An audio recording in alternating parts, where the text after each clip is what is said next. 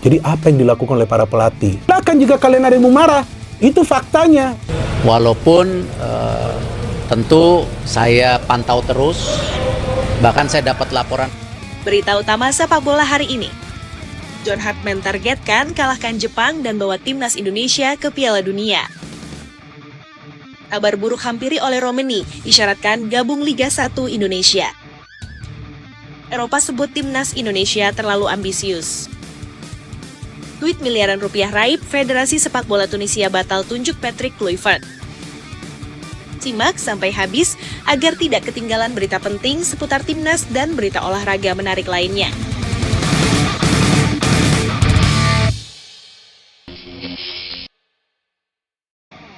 John Hartman targetkan kalahkan Jepang dan bawa timnas Indonesia ke Piala Dunia.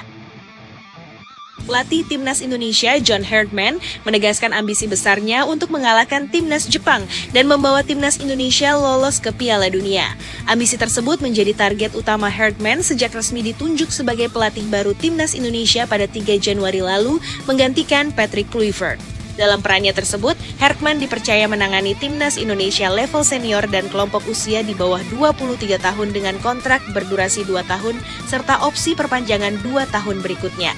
Hartman datang ke Indonesia dengan rekam jejak yang kuat di level internasional. Pelatih asal Inggris itu sebelumnya sukses bersama timnas Kanada, baik di sektor putri maupun putra.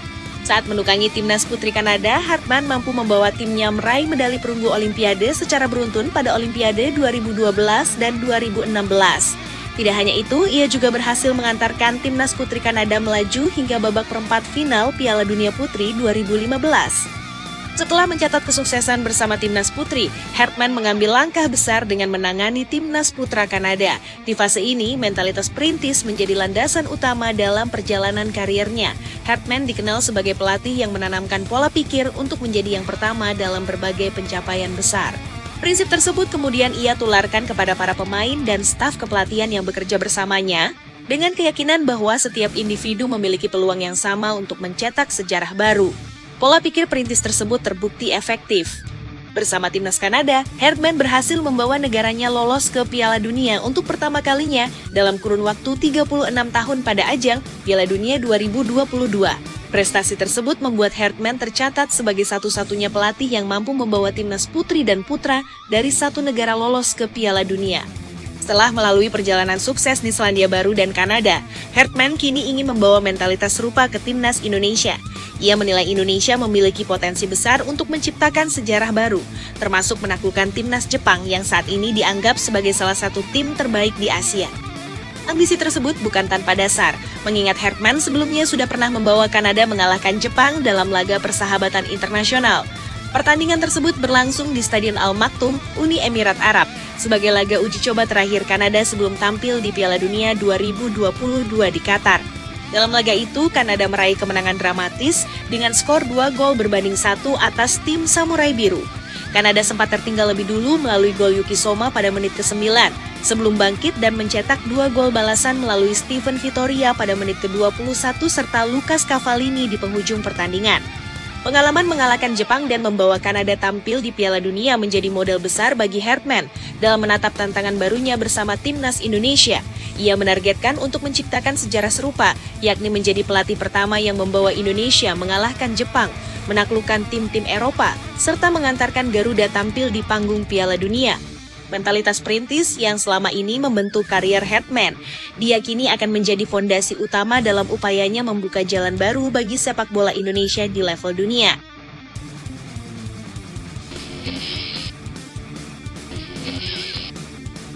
Kabar buruk hampiri oleh Romani, isyaratkan gabung Liga 1 Indonesia. Kabar kurang menyenangkan kini mulai mengiringi perjalanan karier oleh Romani bersama Oxford United.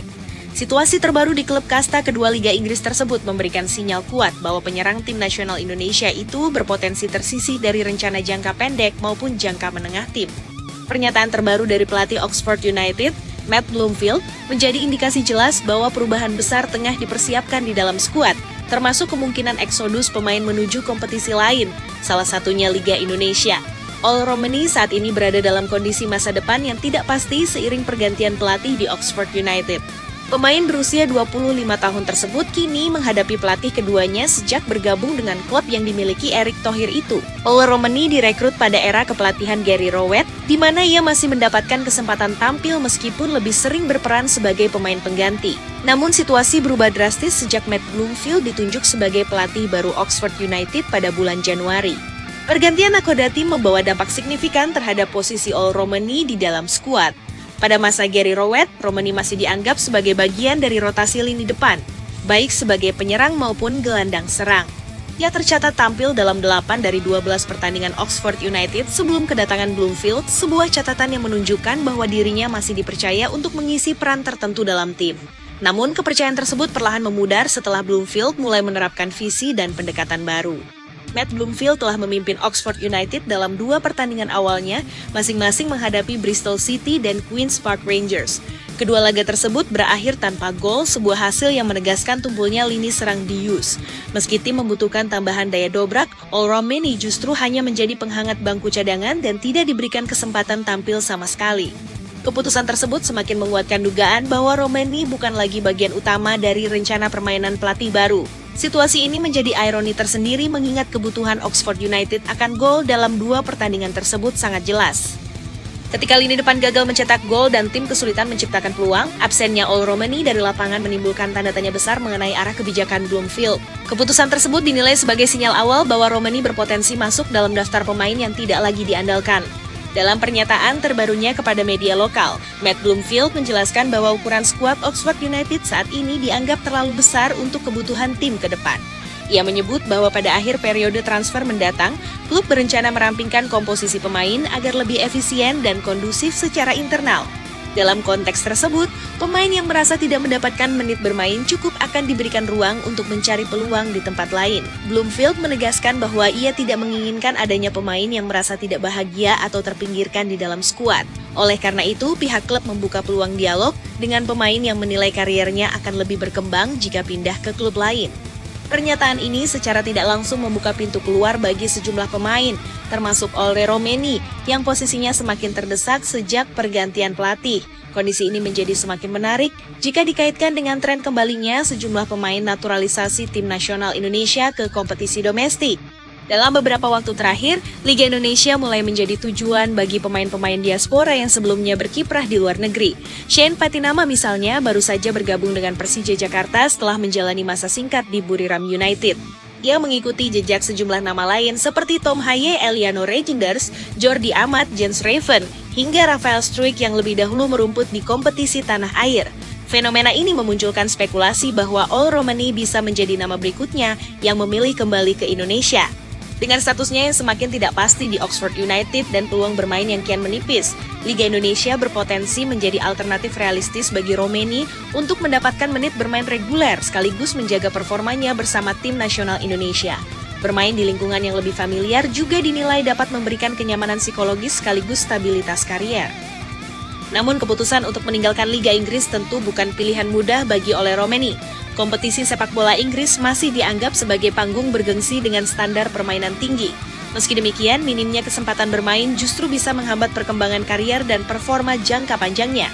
Dalam konteks ini, pilihan antara bertahan di Liga Elit dengan risiko jarang bermain atau hijrah ke Liga Indonesia demi peran utama menjadi dilema besar yang harus segera dipertimbangkan. Situasi Paul Romani kini menjadi perhatian besar publik sepak bola Indonesia. Sebagai salah satu penyerang tim nasional, kontinuitas bermain di level klub sangat krusial untuk menjaga ketajaman dan kepercayaan diri. Jika situasi di Oxford United tidak berubah, maka langkah menuju Liga Indonesia bukan lagi sekadar rumor, melainkan kemungkinan nyata yang bisa segera terwujud. Masa depan Paul Romani pun kini berada di persimpangan, di mana setiap keputusan akan sangat menentukan arah karirnya ke depan, baik di level klub maupun bersama skuad Garuda.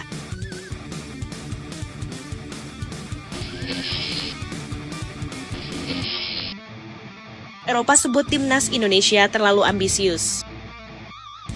Sorotan dari Eropa kembali mengarah ke sepak bola nasional Indonesia. Kali ini datang dari pelatih tim nasional Bulgaria, Alexander Dimitrov, yang menilai langkah Federasi Sepak Bola Indonesia dalam mengganti pelatih dari Patrick Kluivert ke John Herdman sebagai cerminan ambisi besar negara kepulauan tersebut. Pergantian juru taktik dinilai bukan sekadar keputusan teknis, melainkan sinyal kuat bahwa Indonesia memiliki tekad serius untuk menempatkan diri di peta sepak bola dunia. Bulgaria sendiri dipastikan menjadi salah satu peserta ajang FIFA Series yang akan digelar di Indonesia pada bulan Maret tahun 2026. Kehadiran Bulgaria dalam turnamen tersebut mempertemukan Indonesia dengan lawan dari benua berbeda, sekaligus membuka ruang perbandingan langsung antara ambisi sepak bola Asia Tenggara dengan negara Eropa Timur yang memiliki sejarah panjang dalam pengembangan sepak bola. Bagi Alexander Dimitrov, Indonesia bukanlah negara asing. Ia memiliki keterikatan emosional yang kuat dengan sepak bola tanah air karena pernah merasakan langsung atmosfer kompetisi Indonesia baik sebagai pemain maupun sebagai bagian dari staf pelatih sekitar 2 dekade silam. Pengalaman tersebut membuat Dimitrov terus mengikuti perkembangan sepak bola Indonesia, termasuk dinamika di tubuh tim nasional dan perubahan besar di kursi pelatih. Dimitrov menilai Indonesia sebagai salah satu negara yang menunjukkan ambisi paling besar untuk menembus Piala Dunia.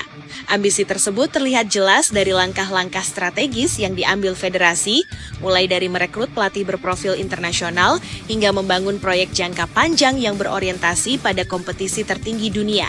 Sebelumnya, harapan besar masyarakat Indonesia untuk menyaksikan tim nasional senior tampil di Piala Dunia edisi 2026 harus pupus. Tim Garuda gagal melangkah lebih jauh setelah menelan 2 kekalahan beruntun dari Arab Saudi dan Irak pada putaran keempat kualifikasi zona Asia.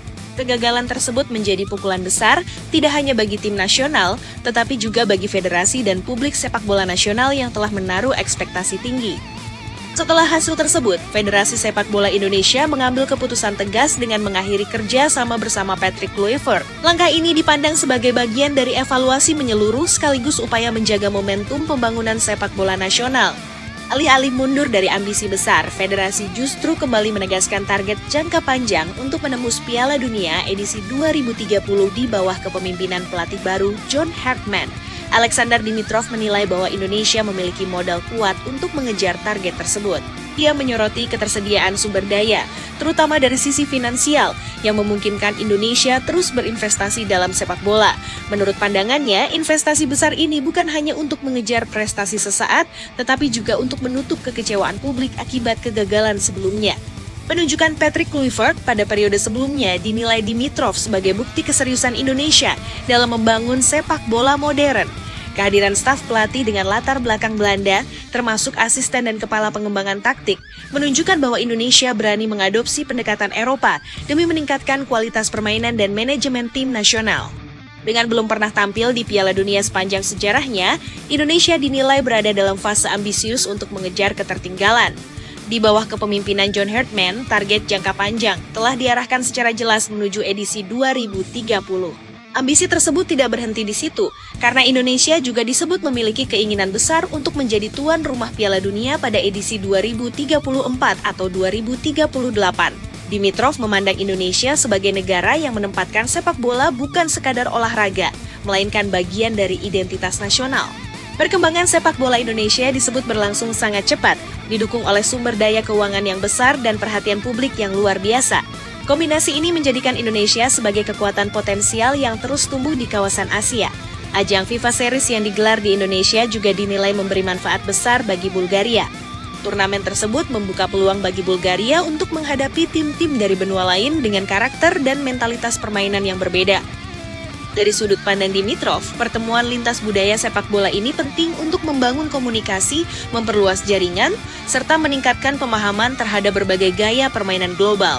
Alexander Dimitrov kemudian mengenang kembali pengalamannya di Indonesia pada awal 2000-an. Ia pernah memperkuat Persipura Jayapura sebagai pemain dalam rentang waktu 2003 hingga 2005, serta menjalani peran sebagai asisten pelatih di klub berjuluk Mutiara Hitam tersebut. Selain itu, Dimitrov juga pernah terlibat langsung sebagai bagian dari staf tim nasional Indonesia. Pengalaman tersebut meninggalkan kesan mendalam bagi Dimitrov. Ia menyebut masa tinggalnya di Indonesia sebagai periode yang sangat berharga dalam perjalanan karirnya di dunia sepak bola. Kedekatannya dengan kultur sepak bola Indonesia membuatnya memahami betul betapa besarnya antusiasme masyarakat terhadap olahraga ini. Dalam ingatannya, sepak bola di Indonesia memiliki daya tarik luar biasa. Antusiasme publik tidak hanya terlihat saat pertandingan resmi, tetapi juga dalam sesi latihan. Dimitrov mengingat bagaimana ribuan penonton hadir hanya untuk menyaksikan latihan tim, sebuah fenomena yang jarang ditemui di banyak negara lain. Fenomena tersebut menjadi bukti kuat bahwa sepak bola telah mengakar dalam kehidupan masyarakat Indonesia. Bagi Dimitrov, kondisi ini menjelaskan mengapa Indonesia memiliki ambisi besar dan berani menetapkan target tinggi meskipun belum pernah mencicipi panggung Piala Dunia. Dengan kombinasi sumber daya finansial, dukungan publik yang masif, serta keberanian mengambil keputusan strategis, Indonesia dinilai berada dalam fase penting perjalanan sepak bolanya. Ambisi besar yang ditunjukkan melalui pergantian pelatih dan target jangka panjang menjadi sinyal bahwa Indonesia tidak ingin sekadar menjadi peserta, tetapi bertekad menjadi bagian dari elit sepak bola dunia di masa depan.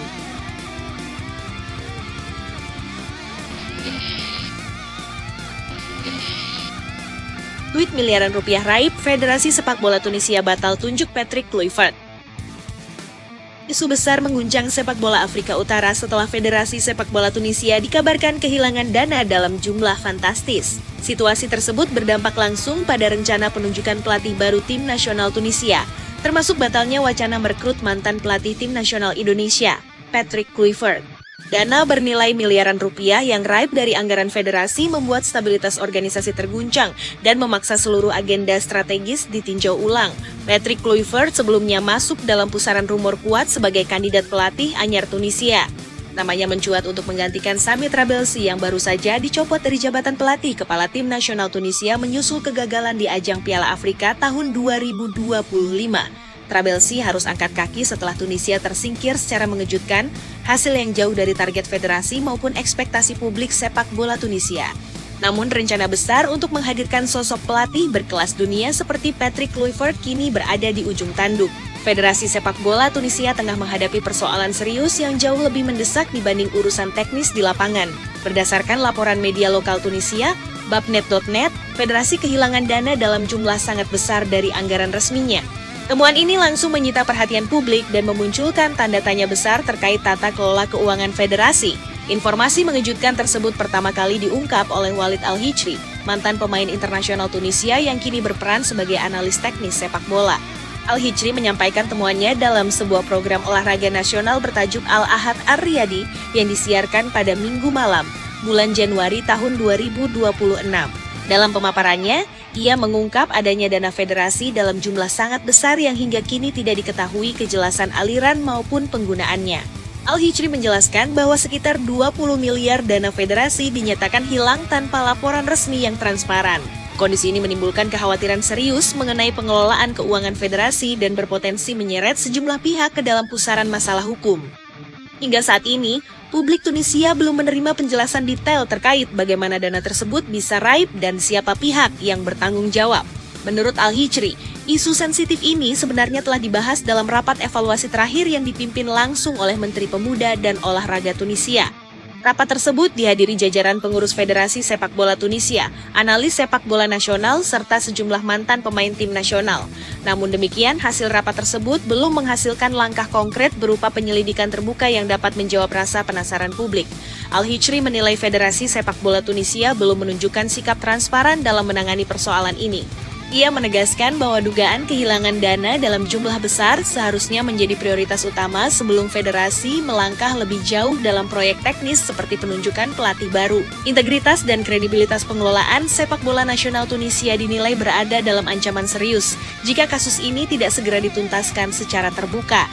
Di tengah situasi genting tersebut, rumor mengenai Patrick Kluivert sebagai calon pelatih tim nasional Tunisia pun mulai meredup. Nama Kluivert sebelumnya masuk dalam daftar kandidat kuat untuk memimpin Elang Carthage menuju Piala Dunia tahun 2026 yang akan digelar di Kanada, Meksiko, dan Amerika Serikat. Federasi Sepak Bola Tunisia disebut tengah menyusun daftar pendek pelatih baru demi menyelamatkan proyek jangka panjang tim nasional.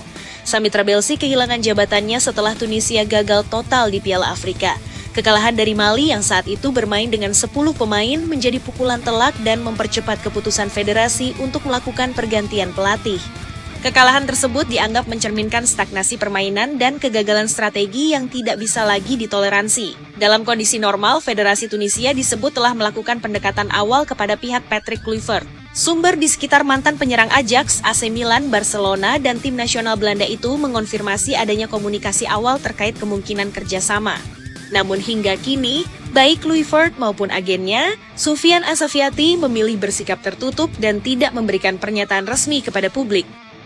Meski demikian, Patrick Kluivert bukan satu-satunya nama yang masuk radar federasi.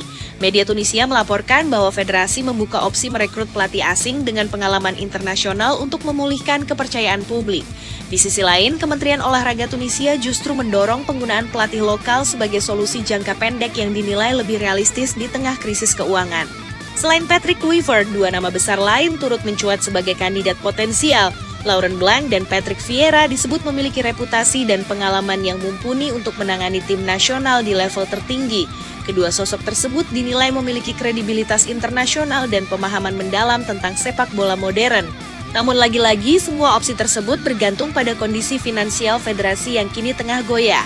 Hilangnya dana miliaran rupiah dari anggaran federasi membuat banyak pihak mempertanyakan kemampuan Tunisia untuk membiayai proyek besar seperti merekrut pelatih kelas dunia. Biaya kontrak, staf pendukung, serta program jangka panjang dinilai tidak akan mungkin dijalankan secara optimal tanpa stabilitas keuangan yang sehat. Situasi ini menjadi pukulan telak bagi ambisi Tunisia menjelang Piala Dunia mendatang.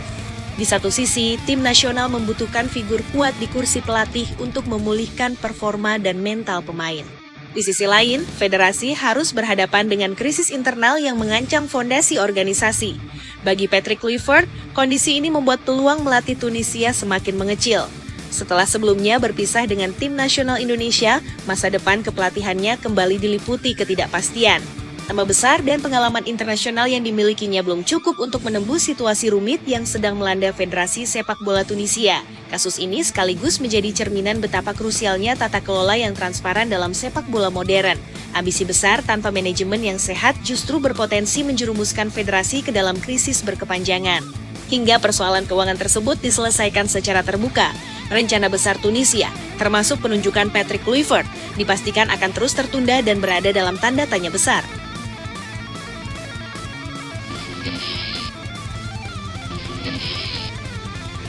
Akibat ulah supporter Indonesia, Miliano Jonathans jadi sorotan Belanda. Aksi supporter Indonesia kembali membuat nama Miliano Jonathans menjadi sorotan media Belanda. Kehadiran penyerang keturunan Depok itu dinilai membawa dampak besar bagi klub barunya, Excelsior Rotterdam, terutama dari sisi perhatian publik dan media sosial. Miliano Jonathans secara tidak langsung mengundang supporter timnas Indonesia untuk mengikuti perkembangan klub yang kini ia bela. Miliano Jonathans baru saja merampungkan kepindahannya ke Excelsior Rotterdam pada pekan lalu. Ia didatangkan dengan status pinjaman dari klub Eredivisie lainnya, FC Utrecht. Keputusan meninggalkan Utrecht diambil pada bursa transfer musim panas demi mendapatkan menit bermain yang lebih reguler. Sejauh ini, keputusan tersebut terbukti tepat karena Jonathans telah tampil dalam 3 pertandingan terakhir Excelsior. Pemain berusia 21 tahun itu memulai kiprahnya sebagai pemain pengganti dalam 2 laga awal bersama Excelsior. Pada laga keduanya, Jonathans berhasil mencetak gol penting yang membantu timnya terhindar dari kekalahan saat menghadapi AZ Alkmaar.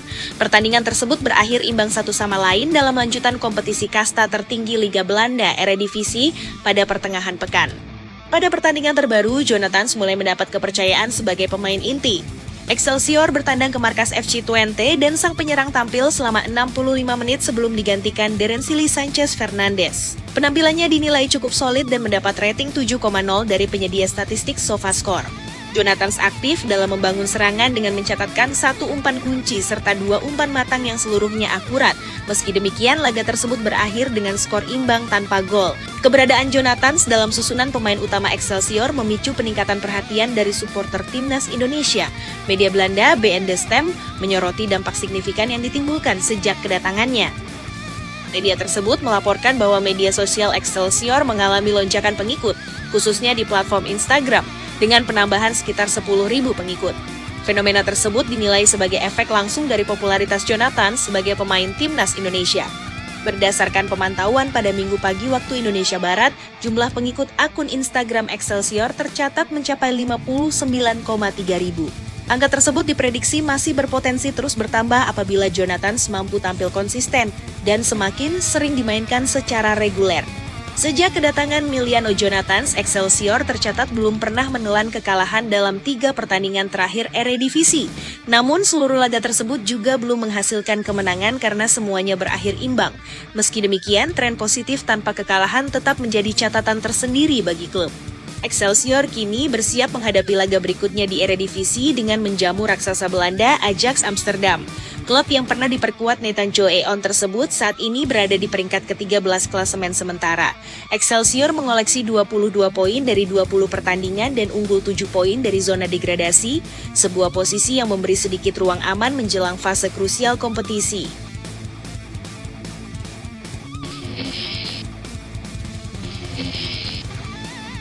Federasi Thailand rugi 174 miliar rupiah usai kalah dalam kasus pelanggaran. Federasi Sepak Bola Thailand mengalami kerugian besar setelah dinyatakan kalah dalam kasus pelanggaran hak cipta. Asosiasi Sepak Bola Thailand atau FAT diwajibkan membayar hampir 360 juta baht atau setara dengan 174 miliar rupiah setelah Mahkamah Agung mengeluarkan putusan final terkait sengketa kontrak hak cipta dan lisensi. Putusan tersebut dibacakan oleh Pengadilan Hak Kekayaan Intelektual dan Perdagangan Internasional dan melibatkan Siam Sport Syndicate Joint Stock Company sebagai penggugat. Kasus ini bermula ketika Siam Sport menggugat FAT beserta 20 pihak lainnya atas dugaan pelanggaran kontrak dan hak cipta. Dalam putusan awal, pengadilan memerintahkan Siam Sport membayar kompensasi kepada Cineplex sebesar 240 juta baht termasuk bunga. Pada saat yang sama, FAT juga diwajibkan memberikan ganti rugi kepada Siam Sport sebesar 50 juta baht termasuk bunga. Ketiga pihak, yakni Siam Sport, FAT, dan Cineplex, kemudian mengajukan banding atas putusan tersebut. Pengadilan banding khusus selanjutnya meningkatkan nilai kompensasi yang harus dibayarkan FAT kepada Siam Sport menjadi 450 juta baht. Namun, ketika perkara ini dibawa ke Mahkamah Agung, putusan pengadilan banding tersebut diubah. Mahkamah Agung akhirnya memutuskan bahwa FAT harus membayar ganti rugi kepada Siam Sport sebesar 360 juta baht termasuk bunga.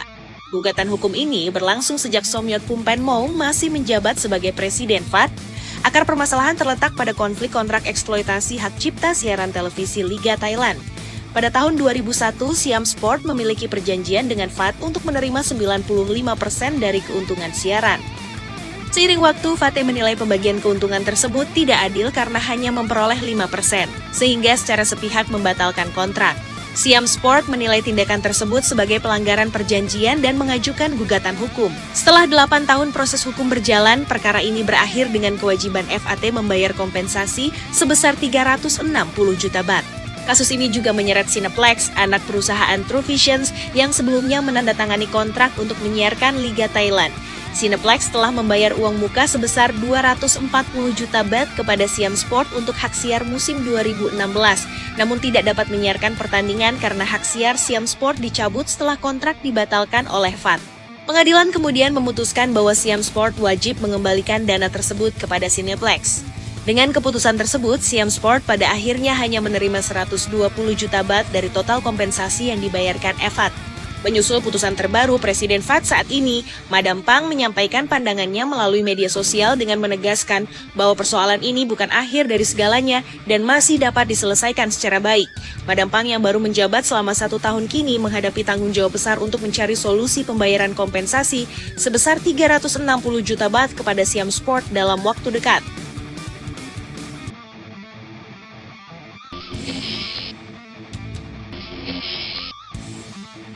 Maarten Paes buka suara terkait Emil Audero di Timnas Indonesia.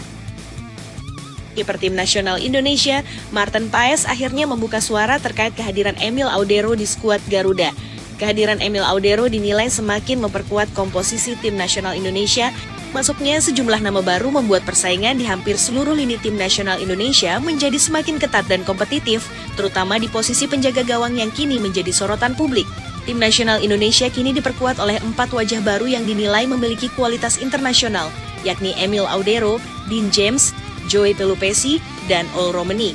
Masuknya para pemain ini menambah kedalaman skuad dan memberikan lebih banyak opsi bagi tim pelatih dalam menyusun strategi. Di sektor penjaga gawang, persaingan paling mencolok terjadi antara Maarten Paes dan Emil Audero, dua kiper yang sama-sama memiliki pengalaman bermain di level sepak bola Eropa. Maarten Paes menjelaskan bahwa Emil Audero merupakan sosok penjaga gawang berbakat yang akhirnya bergabung dengan Tim Nasional Indonesia setelah melalui perjalanan karier panjang di Eropa. Pengalaman Emil bermain di sejumlah klub besar Eropa menjadi bukti nyata kualitas yang dimilikinya. Bagi Maarten Paes, kehadiran Emil Audero bukan hanya memperkuat tim, tetapi juga membawa standar profesionalisme yang tinggi di dalam skuad.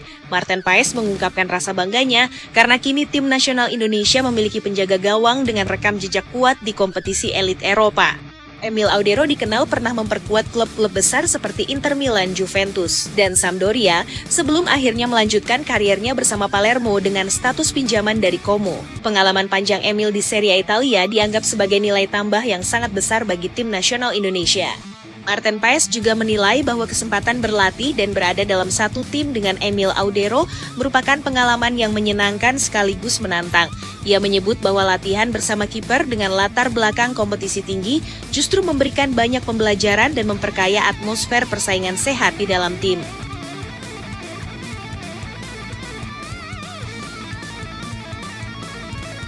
Menurut Maarten Paes, meskipun dirinya dan Emil Audero sama-sama berposisi sebagai penjaga gawang utama, keduanya memiliki gaya bermain yang berbeda. Perbedaan karakter permainan tersebut justru dianggap sebagai hal yang positif karena memberikan variasi opsi bagi pelatih. Maarten menegaskan bahwa perbedaan tersebut tidak menimbulkan masalah, melainkan menjadi bentuk persaingan profesional yang wajar dalam sebuah tim nasional. Maarten Paes menilai bahwa baik dirinya maupun Emil Audero sama-sama memiliki kualitas tinggi di bawah mister gawang. Keduanya saling menantang secara sportif dan menjaga hubungan yang normal serta ramah di luar maupun di dalam lapangan. Persaingan untuk mendapatkan menit bermain di tim nasional Indonesia disebutnya sebagai sesuatu yang sehat dan harus diselesaikan melalui performa di lapangan, bukan melalui konflik personal. Ia juga membandingkan situasi tersebut dengan pengalamannya di level klub, khususnya saat bermain bersama FC Dallas. Maarten Paes menegaskan bahwa dirinya terbiasa bersaing dengan penjaga gawang lain dan mampu beradaptasi dengan berbagai karakter rekan setim. Pengalaman sebelumnya bermain bersama tim nasional Belanda juga membuatnya tidak merasa asing dengan situasi persaingan ketat di posisi penjaga gawang. Maarten Paes menegaskan bahwa dirinya akan menghormati sepenuhnya setiap keputusan yang diambil oleh pelatih tim nasional Indonesia, termasuk dalam menentukan siapa yang akan diturunkan sebagai penjaga gawang utama. Ia meyakini bahwa pelatih akan memilih pemain yang dianggap paling siap dan paling mampu memberikan hasil terbaik bagi tim di setiap pertandingan. Baginya, siapapun yang dipercaya tampil di lapangan akan berjuang maksimal demi lambang Garuda di dada. Maarten Paes menyatakan bahwa dirinya lebih memilih untuk saling belajar, saling mendukung, dan membangun kekompakan dibandingkan menciptakan rivalitas negatif di dalam tim. Sikap tersebut diyakininya sebagai cara terbaik untuk menjaga harmoni dan meningkatkan kualitas permainan tim nasional Indonesia secara keseluruhan. Dengan persaingan yang semakin ketat dan komposisi pemain yang semakin solid, tim nasional Indonesia dinilai berada dalam jalur yang tepat untuk menghadapi tantangan di level Asia. Kehadiran Emil Audero dan sikap profesional Maarten Paes menjadi gambaran bahwa mentalitas tim nasional Indonesia kini semakin matang dan siap bersaing dengan kekuatan-kekuatan besar di kawasan. Persaingan di bawah mister gawang pun bukan lagi dianggap sebagai masalah, melainkan sebagai kekuatan tambahan yang dapat mendorong prestasi tim nasional Indonesia ke level yang lebih tinggi.